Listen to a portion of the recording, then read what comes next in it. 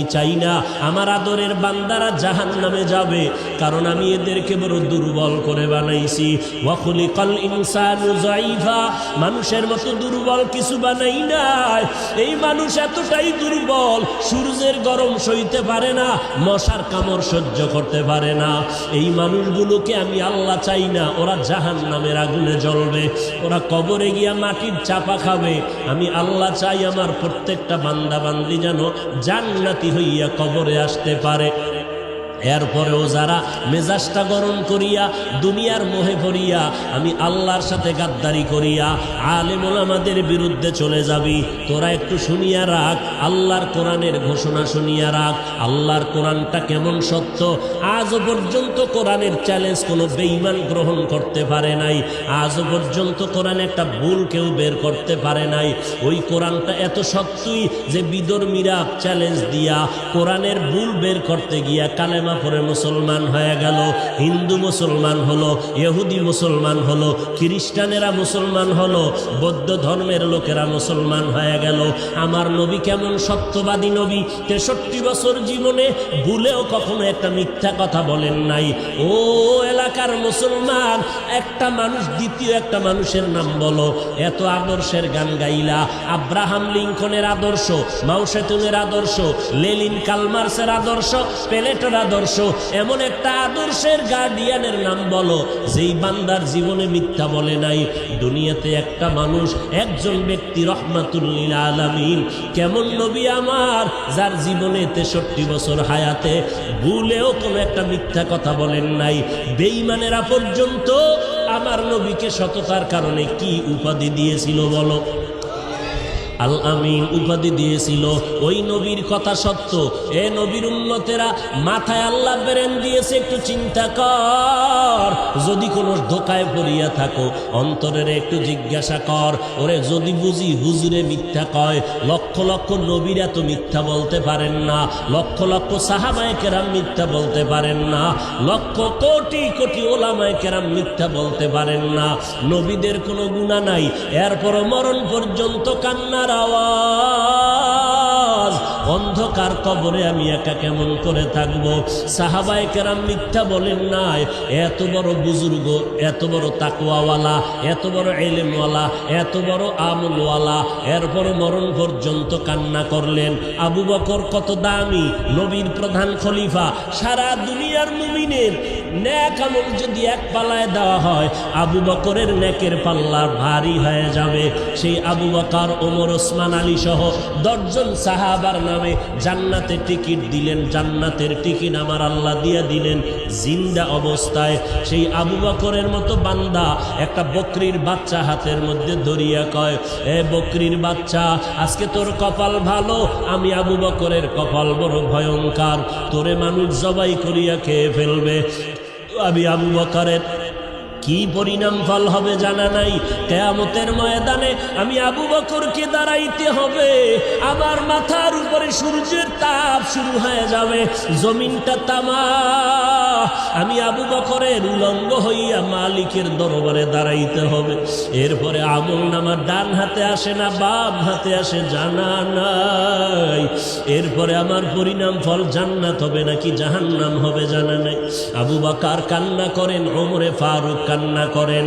আবু বকরের মতো বান্দা জান্নাতের টিকিট পাইয়া জাহান্নামের ভয়ে যদি কান্না করেন, আপনার আমার কি পরিমাণ কান্না করা দরকার? এরে বান্দা, আল্লাহ তো এই কথা বলে না, সব দুনিয়াদারি বাদ দিয়া, চাকরি বাদ দিয়া, লেখাপড়া বাদ দিয়া, বিয়া শাদী বাদ দিয়া শুধু আল্লাহরে ডাকো। আল্লাহ তো এইটা পছন্দ করেন নাই, নবীও বলে নাই, নবী ইসলামও সমর্থন করে না। ব্যবসা করো করো, চাকরি করো করো, লেখাপড়াও চালাও, মাঝে মাঝে আল্লাহর হুকুম মতে 5 বেলার নামাজটা পড়বা, মা বাবার খেদমত করবা, ওলামায়ে কেরামের পরামর্শ নিয়ে চলবা।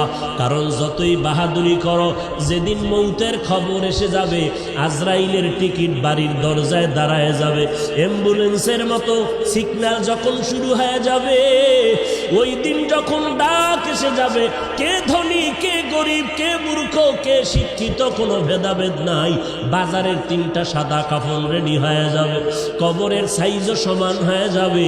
কাফনের মধ্যে প্যাকেট করিয়া যখন জানাজার খাটিয়ে উঠাইবে, কে পীর কে মূর্খ কোনো মুরিদ ভেদাভেদ নাই, কে ওস্তাদ কে ছাত্র ভেদাভেদ নাই, কে ধনী কে গরিব কোনো ভেদাভেদ নাই।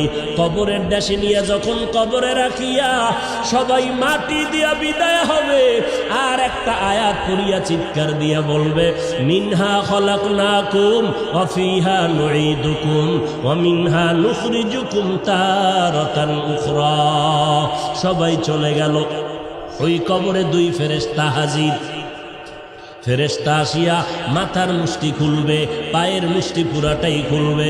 3টা প্রশ্ন তোমাকে আমাকে করবে। সমস্ত মানুষের বেলায় 3টা প্রশ্ন। রবের পরিচয় দাও, ধর্মের পরিচয় দাও, রহমাতুল লিল আলামিনের পরিচয় দাও। মদিনার নবী বলেন, যারা দুনিয়াতে রবের গোলামি করে যাবে তারা কবরে গিয়া জবাব দিবে, রব্বি আল্লাহ, আমার রব একমাত্র কে? দুনিয়াতে যারা ইসলাম মেনে চলবে কবরে গিয়া জবাব দিবে, দীনিয়াল ইসলাম, আমার ধর্মের নাম কি?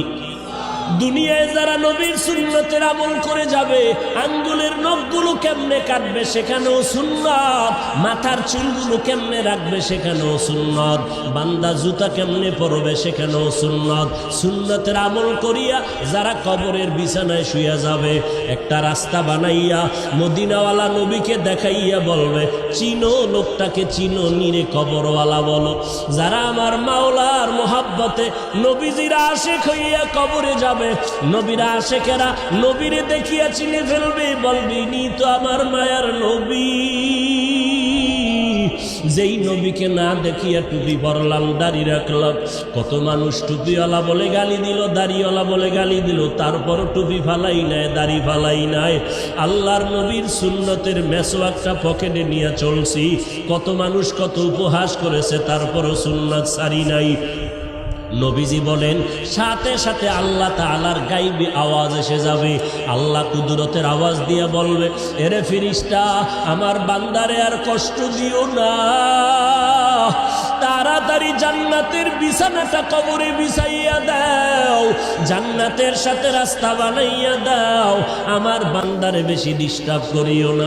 আমার বান্দা দুনিয়াতে কষ্ট কম করে নাই, ঠিক মতো খানার প্লেট নিয়ে খাইতে পারে নাই, রাতের বেলা ঘুমাইতে পারে নাই, সবাই ঘুমাইয়া গেছে, আর আমার বান্দাটা ঘুমের মধ্যে শেষ রাত্র যখন হলো, সুন্দর করে অজু বানাইয়া যায় নামাজ বিছাইয়া সিজদায় গিয়া কান্না করে বলেছে, হে মালিক,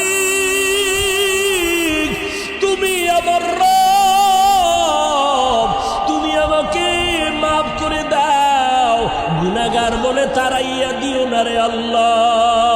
এই বান্দাটা সারা রাত জিহ্বাটা দিয়া জিকির করে করে কাটাইতো। এই বান্দা রাস্তায় হাঁটতো, আবার মাঝে মাঝে আমি আল্লাহরে ডাকতো।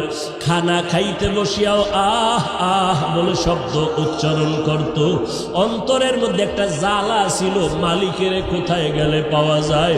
এই বান্দা আলেম ওলামা পাইলে দৌড়াইতো, কোরআনের বয়ানের আওয়াজ পাইলে দৌড়াইয়া যাইতো।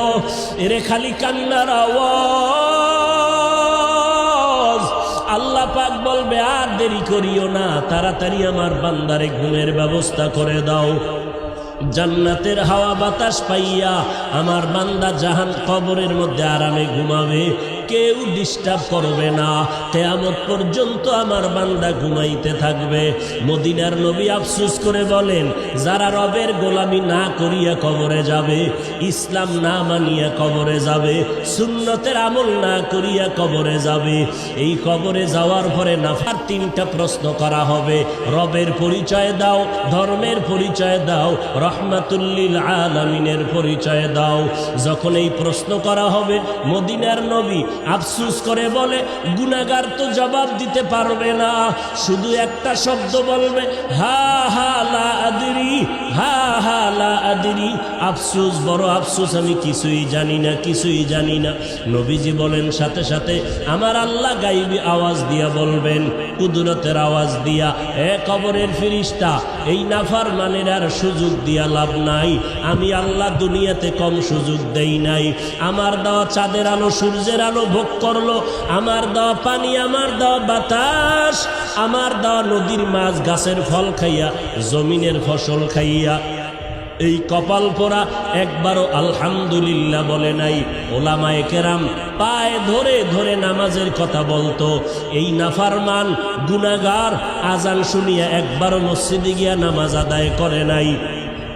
এমন কপাল পোড়া, নিজেও টুপি পরে নাই, যারা টুপি পরতো তাদেরকেও পছন্দ করে নাই, নিজেও দাড়িটা লম্বা করে নাই, যারা দাড়ি লম্বা করতো তাদেরকেও পছন্দ করে নাই, নিজেও পর্দা করে নাই, যারা পর্দা করতো তাদেরকেও পছন্দ করে নাই, নিজেও পাগড়ি পরে নাই, যারা পাগড়ি পরতো তাদেরও পছন্দ করে নাই, নিজেও আমি আল্লাহর জিকির করে নাই, যারা জিকির করতো তাদেরকেও পছন্দ করে নাই।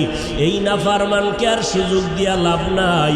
এখনই কবরের মধ্যে জাহান্নামের বিছানাটা বিছাইয়া দাও, জাহান্নামের সাথে রাস্তা বানাইয়া দাও। জাহান্নামের আগুন কবর ভরে যাবে, একটা না, দুইটা না, 70 থেকে 99টা সাপ কবর এসে ভরে যাবে। মদিনার নবী বলেন, ও দুনিয়ার মানুষ, জাহান্নামের কথা যখন কানে আসবে, আল্লাহর কাছে ক্ষমা চাওয়ার চোখের পানি ছেড়ে তওবা করো। এর বৃদ্ধ বাবাজি, ও পর্দার আড়ালের মা বোনেরা, ও যুবকেরা, কয়দিন আর যৌবনের বাহাদুরি করবা? এই দুনিয়া কিছুই না। ওরে আমার মাওলার ধরা তো বড় কঠিন। এই মহামারীতে কত প্রাণ চলে গেল রে বাবা। ওই সাদা কাপড়ের প্যাকেট যেদিন হয়ে যাইবা, কে আপন কে পর, কেউ সাথে নাই, সবাই জামাটা খুলিয়া বেলেট দিয়া গেঞ্জিটা কেটে রেখে দিবে। ওই মাটির কবরে যখন নিবে, কেমনে তুমি কবরে একা একা থাকবা? আজকে বাতি ছাড়ায় অন্ধকার রুমে একা থাকতে বড় ভয় পাই। ওরে আল্লাহর বান্দারা, একটু নিজের গুনার দিয়ে তাকাইয়া তওবা করো, আর আমার আল্লাহকে ডাক দিয়া বলো, হে মালিক, এই ময়দানে আমার মতো অপরাধী কেউ নাই। কপাল বুঝি পুড়িয়া গেল, গুনার কারণে দিলটা পাথর, চোখে পানিও নাই। আয় আল্লাহ, দিলটা নরম করে কান্নাওয়ালা চক্ষু দান করে দাও। আমার আল্লাহর ধরা বড় কঠিন। অন্ধকার কবরে বান্দা যখন যাবে গুনাহগার, আল্লাহর নবী বলেন, আমার আল্লাহ রাগান্বিত হইয়া কুদরতের আওয়াজ দিয়া বলবেন, এরে কবরের মাটি, এই গুনাহগারের দুই পার্শ্ব থেকে জোরে জোরে চাপ দাও। এত জোরে চাপ দিবে পাঁজরের হাড্ডি চুরমার হয়ে যাবে। ও আল্লাহর বান্দার একটা মশার কবর সইতে পারি না। ওই কবরের চাপ কেমন করে সহ্য করবি রে মুমিন? জাহান্নামের ভয়ে যদি আম্বিয়ায়ে কেরামরা কাঁদতে পারেন, সাহাবায়ে কেরামরা যদি কবরের আযাবের ভয়ে কাঁদতে পারে, আমাদের কপাল কি পুড়িয়া গেল? না জানি কারো বরদোয়া কপালে লাগলো। চোখে কেন পানি নাই? জাহান্নামের ভয় নাই। ওরে চক্ষু দুইটা বন্ধ করে আল্লাহকে ডাকো, আর বলো, হে মালিক, গুনাহগার হইয়া ময়দানে বসছি, গুনাহ নিয়ে আর ময়দান থেকে ঘরে যেতে চাই না। আয় আল্লাহ, গুনার কারণে আমার হাত না পাক, আমার জিহ্বা না পাক, আমার চোখ দুটো না পাক। আয় আল্লাহ, আপনার মতো দয়াময় কেউ নাই। আয় আল্লাহ, গুনাহগার বলিয়া তারাইয়া দিয়েন না রে আল্লাহ। আর গুনার কাছেও যাব না, মা বাবারে কষ্ট দেব না, নামাজ ছাড়ব না, বেপরদায় চলব না, দাড়ি কাটব না, ওলামায়ে কেরামের বিরোধিতা করব না। আজকে থেকে তওবা করে নিলাম, তওবার খাঁটি নিয়ত যদি অন্তরে থাকে, খাঁটি তওবার নিয়তে আমার মাওলাকে বলতে থাকো, দিলটা নরম করো, আল্লাহকে বলো, হে আল্লাহ আজকে থেকে তওবার খাঁটি নিয়ত করলাম, রিজিকের মালিক আল্লাহ, হায়াতের মালিক আল্লাহ, ইজ্জতের মালিক আল্লাহ। অতএব দুনিয়ার কাউকে ভয় করিয়া লাভ নাই, কারো গোলাম হইয়া লাভ নাই। আল্লাহ যেদিন ডাক দিবে আমারে কেউ ধরে রাখতে পারবে না, রিজিকের ব্যবস্থা আল্লাহ করবেন। অতএব রিজিকের জন্য কারো পায়ের কাছে যাওয়ারও প্রয়োজন নাই। আল্লাহ আজকে থেকে আপনার গোলামি করব, নামাজ পড়ব, নবীর তরিকায় চলব, মা বাবার দোয়া নিয়ে চলব, ওলামায়ে কেরামের বিরুদ্ধে যাব না। তওবা করার যদি খাঁটি অন্তরে নিয়ত হয়, মুনাফিকি যদি না থাকে, খাঁটি তওবার নিয়তে দুটো হাত আল্লাহকে দেখাইয়া দাও। আয় আল্লাহ মেহেরবানি করে হাতগুলো কবুল করে নেন, তওবা কবুল করে নেন, তওবার উপরে মজবুত হইয়া চলার তৌফিক দান করেন, আমিন।